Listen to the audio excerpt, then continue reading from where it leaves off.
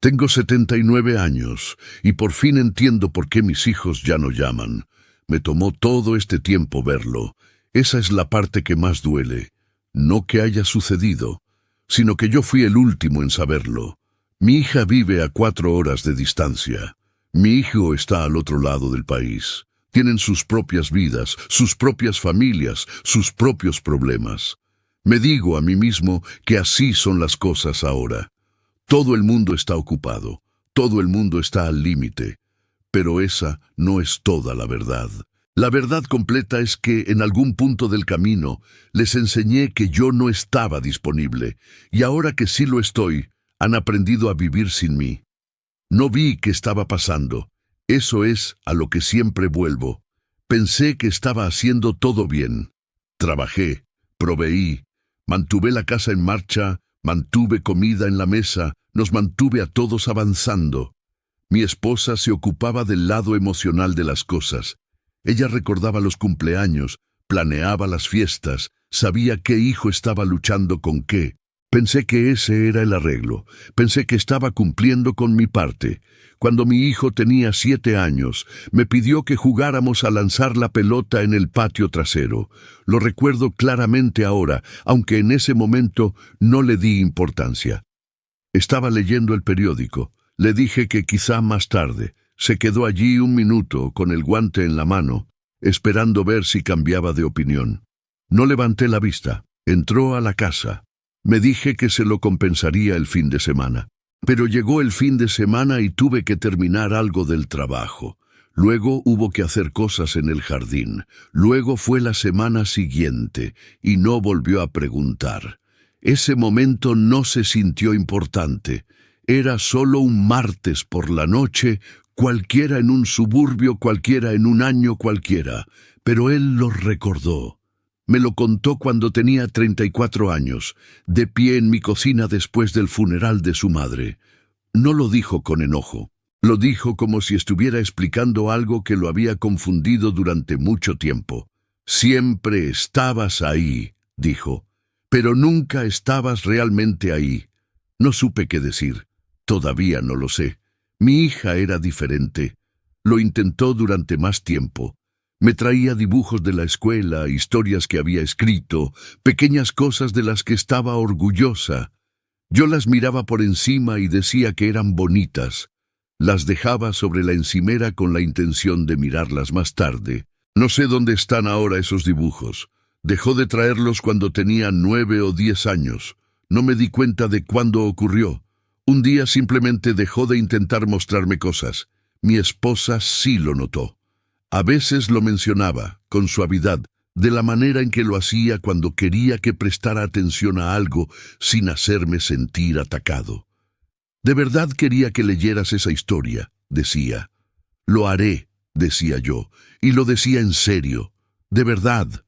Pero siempre había otra cosa, un plazo en el trabajo, un proyecto en el garaje, una llamada que necesitaba devolver.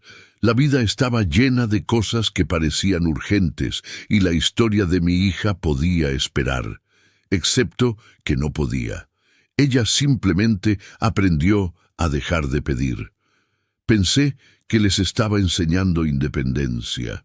Pensé que les estaba mostrando cómo ser fuertes, cómo valerse por sí mismos, cómo funcionar sin atención y elogios constantes. Pensé que los estaba preparando para el mundo real. Lo que en realidad estaba haciendo era enseñarles que no me interesaban. Aprendieron muy bien esa lección. Mi esposa intentó decírmelo, no con esas palabras, no de forma directa, sino en la manera en que sugería que fuera a la obra de teatro de la escuela, o preguntaba si quería ir el fin de semana al torneo de béisbol de mi hijo. Yo decía que tenía que trabajar, o que estaba cansado, o que había estado viajando toda la semana y necesitaba un descanso. Ella iba sin mí, tomaba fotos, me lo contaba cuando volvía a casa, y yo asentía y decía que estaba bien, y sentía como si me hubiera mantenido informado, como si hubiera sido parte de ello de alguna manera indirecta. Pero no estuve allí, y ellos lo sabían. Cuando eres joven, Piensas que tendrás tiempo para arreglar las cosas más adelante. Piensas que tus hijos entenderán que estabas ocupado, que estabas construyendo algo, que lo hacías todo por ellos. Piensas que algún día te lo agradecerán, pero ellos no lo ven así. Solo ven una silla vacía en el recital, una mesa de cena silenciosa, un padre mirando su reloj. Mi hijo entró al equipo titular de baloncesto en su segundo año de secundaria. Mi esposa me llamó al trabajo para decírmelo. Estaba tan emocionada. Dijo que teníamos que ir al primer partido, que significaría todo para él. Fui. Hice que pasara. Reorganicé una reunión y fui. Me senté en las gradas con el teléfono en la mano, respondiendo correos electrónicos durante los tiempos muertos. Mi esposa me daba codazos, señalando la cancha, intentando asegurarse de que lo viera cuando estaba jugando. Lo vi. Aplaudí cuando anotó. Le dije buen partido después. Pero él lo sabía. Sabía que yo estaba a medias presente, a medias en otro lugar.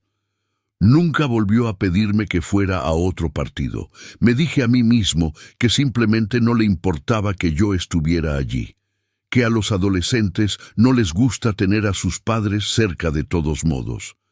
Pero no era eso. Simplemente había decidido que yo no estaba realmente yendo, incluso cuando aparecía. Sigo pensando en todas las conversaciones que nunca tuvimos. No las grandes, las de la vida y el significado y los valores. Ni siquiera sé si esas conversaciones existen fuera de las películas. Me refiero a las pequeñas, las que te permiten saber quién es realmente tu hijo. No sé qué música le gustaba a mi hija cuando tenía 15 años. No sé a qué le tenía miedo mi hijo cuando estaba en la secundaria. No conozco sus bromas internas con sus amigos, ni qué los hacía reír, ni en qué pensaban por la noche cuando no podían dormir. Mi esposa lo sabía. Ella lo sabía todo. Era la que se quedaba despierta hablando con ellos, la que escuchaba sobre sus días, la que sabía cuándo algo iba mal antes de que lo dijeran. Pensé que eso era suficiente. Pensé que mientras uno de nosotros estuviera cerca de ellos, estaban cubiertos. Pero no querían a uno de nosotros. Nos querían a los dos. Me querían a mí. Y yo no estuve allí. Mi esposa enfermó cuando tenía 62 años, cáncer de mama, luchó con fuerza. Todos pensamos que lo lograría. No lo hizo. En los últimos meses estaba cansada todo el tiempo. Dormía la mayor parte del día, se despertaba unas horas, volvía a dormir. Ya no tenía la energía para ser el puente entre los niños y yo. Y ahí fue cuando me di cuenta de que el puente era todo lo que había.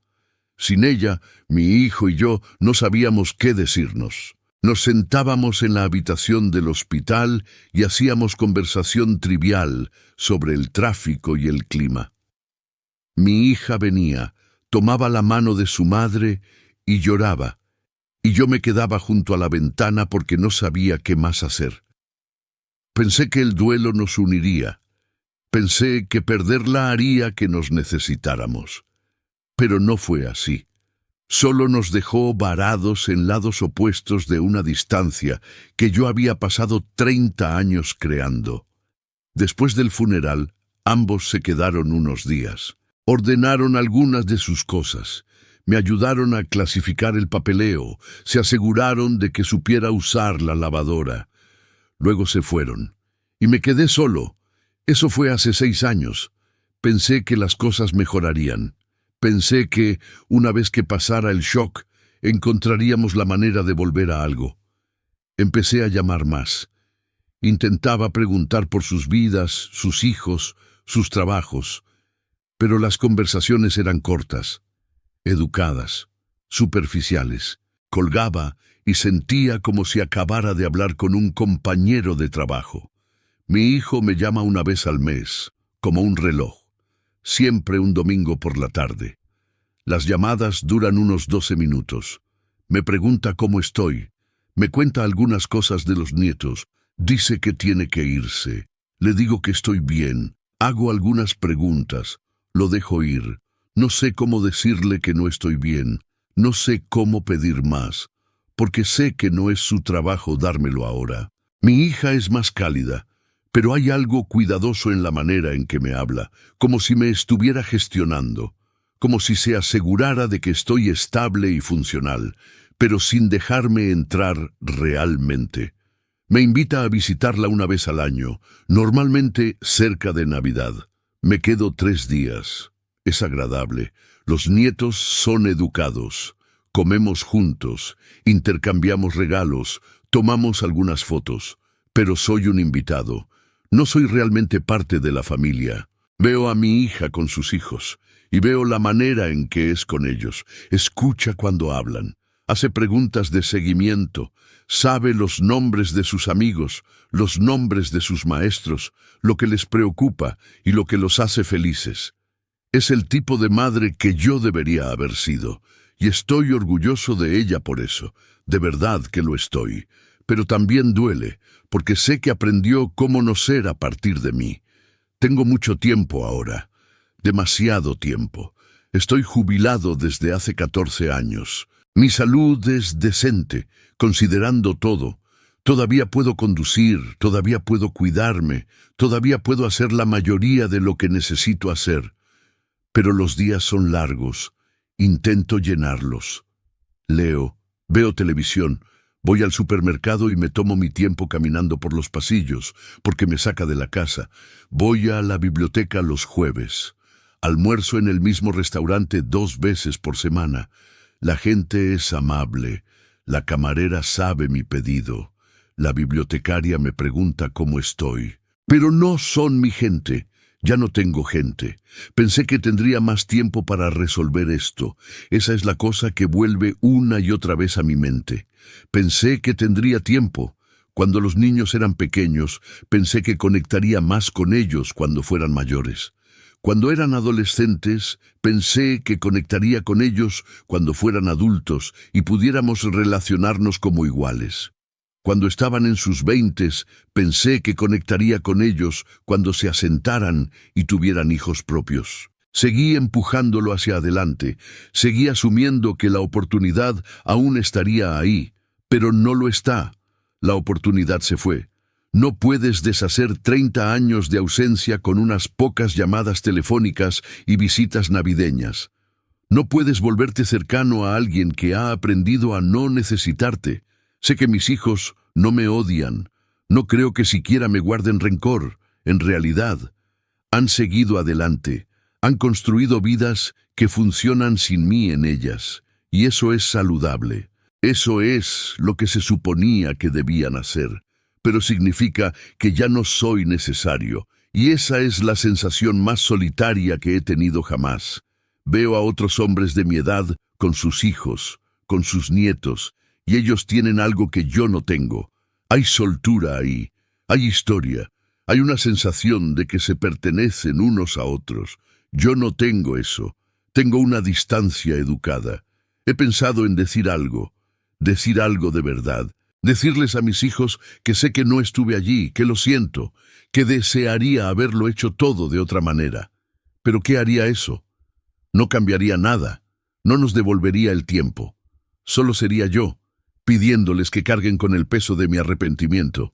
Y ya han cargado suficiente, así que no lo digo. Solo trato de estar agradecido por lo poco que tengo. Las llamadas mensuales, las visitas anuales, las fotos que mi hija envía de los nietos, no es nada, pero no es suficiente. Antes pensaba que la parte difícil de envejecer sería lo físico, los dolores, la lentitud, la manera en que tu cuerpo deja de cooperar. Pero esa no es la parte difícil. La parte difícil es mirar atrás. La parte difícil es ver todas las oportunidades que tuviste y no tomaste. Todos los momentos que pensaste que eran ordinarios, que resultaron ser los únicos momentos que tendrías. Tuve a mi hijo durante 18 años. Tuve a mi hija durante 18 años. Los tuve ahí mismo, en mi casa, en mi mesa, queriendo mi atención, y les di las sobras de mi tiempo. Les di la parte de mí que ya estaba cansada, ya gastada, ya pensando en otra cosa, y ahora se han ido. No se han ido del todo, están vivos, están bien, les va bien. pero ya no son míos. Nunca lo fueron realmente, lo sé. Pero hubo una ventana en la que podría haber sido de ellos, y la perdí. A veces me pregunto qué les dicen a sus propios hijos sobre mí. Si dicen que fui un buen hombre, si dicen que trabajé duro, si explican que hice lo mejor que pude, incluso si mi mejor no fue muy cálido, o si simplemente no hablan mucho de mí. Creo que probablemente sea eso. No soy un recuerdo doloroso. Simplemente no soy un recuerdo importante en absoluto. No hay un villano en esta historia. Eso es lo que la hace tan difícil. No hice nada imperdonable. No los abandoné, no los lastimé, no les fallé de ninguna manera dramática. Simplemente no estuve allí. Y eso resultó ser suficiente para perderlos. No de una vez, no de una manera que pueda señalar, sino lentamente, año tras año, momento a momento, hasta que la distancia fue demasiado grande para cruzarla. Pienso en el hombre que era a los 40, seguro de sí mismo, ocupado, convencido de que estaba haciendo lo correcto. Daría cualquier cosa por volver atrás y decirle que estaba equivocado, pero no puedo. Todo lo que puedo hacer es sentarme aquí, a los 79, y conocer la verdad. Y la verdad es esta: me dieron algo irreemplazable y lo traté como si pudiera esperar. Pensé que mis hijos siempre estarían ahí, esperando a que yo estuviera listo. Pero la gente no espera para siempre. Con el tiempo dejan de esperar, siguen adelante. Y te quedas con lo que elegiste. Elegí el trabajo, elegí la comodidad, elegí el camino de menor resistencia. Y ahora tengo una casa silenciosa, un teléfono que no suena mucho, y mucho tiempo para pensar en lo que dejé ir. Si tienes hijos, y todavía son pequeños, todavía están en tu casa, todavía piden tu tiempo, dáselo. No el tiempo sobrante, no el tiempo distraído, el tiempo real, porque un día vas a ser viejo, y vas a mirar atrás, y vas a ver todos los momentos que perdiste con perfecta claridad, y no podrás hacer nada al respecto. Solo tendrás que vivir con ello, como yo lo hago. No sé cuánto tiempo me queda. Podría ser 1 año, podrían ser 10, pero no será suficiente para arreglar esto. Algunas cosas no pueden arreglarse, solo pueden vivirse. Solo desearía haber entendido eso antes. Desearía haber entendido muchas cosas antes, pero no lo hice. Y ahora es demasiado tarde.